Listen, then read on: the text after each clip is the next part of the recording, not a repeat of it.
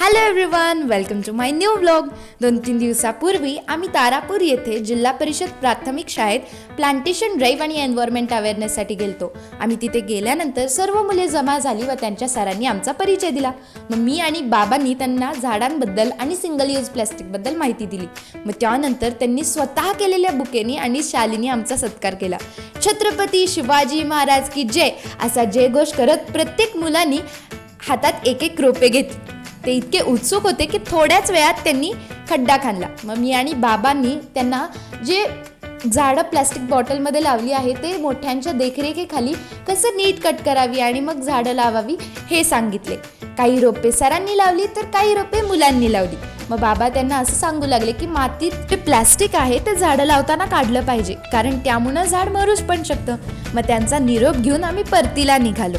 जाता जाता आम्ही दत्त महाराजांचे दर्शन घेतले. Thanks for watching.